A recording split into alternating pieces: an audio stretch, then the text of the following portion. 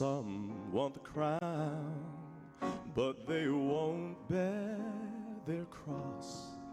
It takes everything to serve the Lord. Demas is someone in the Bible who traveled with Luke and Paul as noted in Colossians 4:14. In Philippians 1:24, Paul describes him as a fellow laborer, talking about their closeness. However, in 2 Timothy 4:10, Paul says that Demas has forsaken him, having loved the present world more. The first point I want to make is this. Would my pastor call me a fellow laborer? Fellow signifying our close camaraderie as we work together? How am I viewed by my church leaders based on the work that I do? Do they consider me someone they can call on at any time to assist? Do they think I am difficult to work with?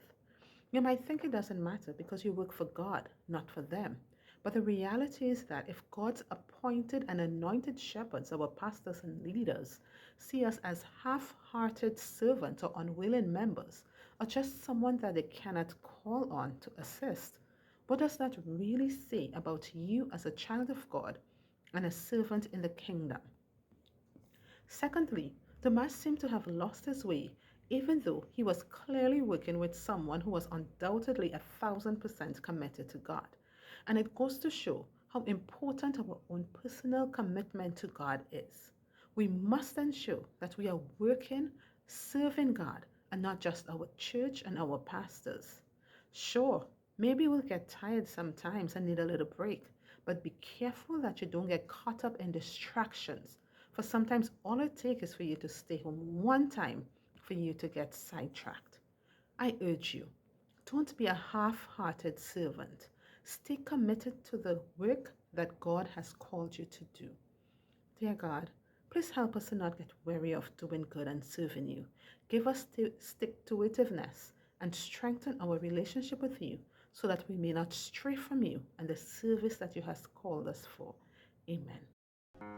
Some want bright mansions, but they won't bear the cost. It takes everything to serve the Lord. It takes your hands and your head and your heart. Yes, it takes your all. It takes full surrender to serve the Lord.